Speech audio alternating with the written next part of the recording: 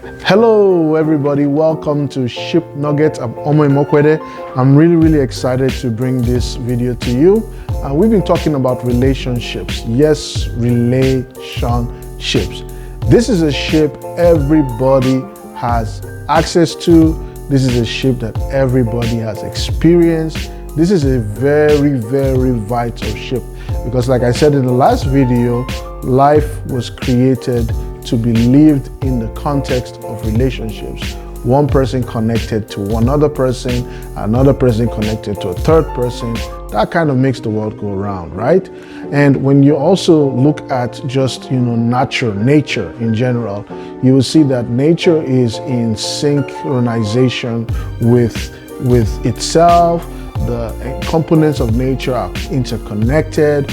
When you look at the body, for example, the systems within the body showed a relationship that makes the body function. The solar system, the water system, all the systems in nature reflect relationship. And it shows ultimately the general goal or the general idea that we are meant to live our lives in connection with one another.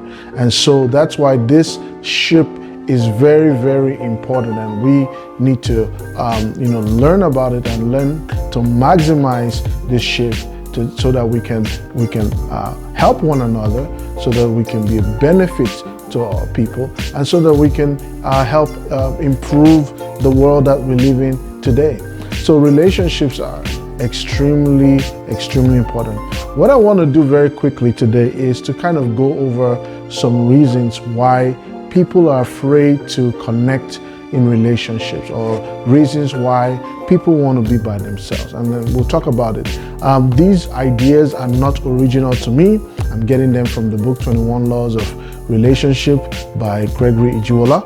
And I will also be adding some other things to it. So let's get to it. So the first one of the reasons why people don't want to connect in relationship is because of, I know it all. They have this a view that I'm better than everybody else. So what does this person have to offer me? What does that person have to offer me? And because of that attitude, we deprive ourselves of the benefits of receiving from others. Why? Because we feel we're superior to them. We feel we're superior to them, and that attitude is not going to get us anywhere if we have a kind of an elitist attitude towards relationships. Another reason is I feel all alone. Loneliness is real.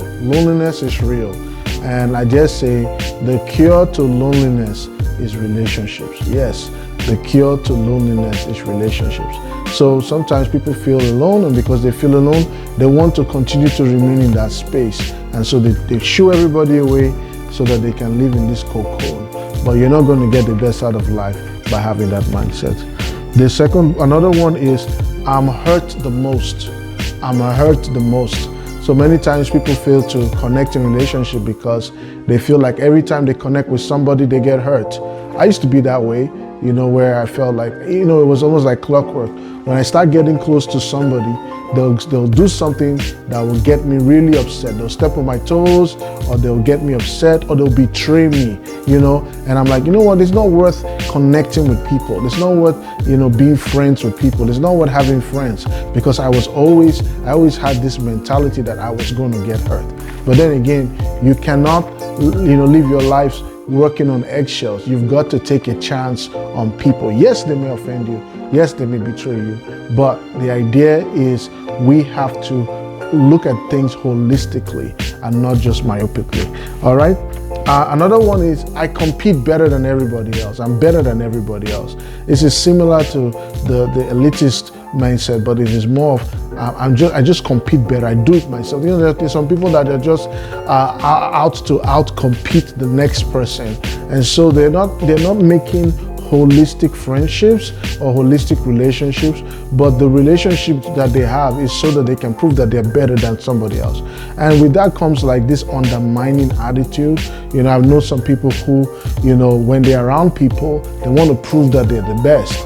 And that also kind of drives people away from them, but it also prevents them from making wholesome connections. So that competitive spirit, so to speak, may be a hindrance there. Envy. When you envy, you're envious of people. You look at somebody and you're like, you know what? I wish I had what they had. That's even good if you say, I wish I had what they had, but then you're envious of them. That might prevent you from wanting to connect.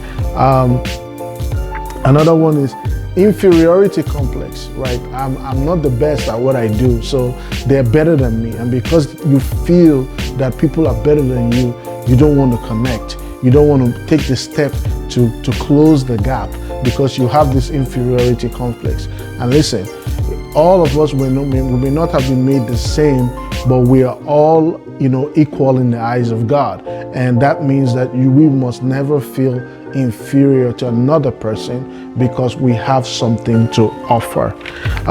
Another thing is just being opinionated, being rebellious. Like I have my opinions, and when I engage in relationships, people's opinions may want to override mine or supersede mine, and hey, I'm going to always clash with people because I'm strong-headed. These are some reasons why people may not want to get into a relationship.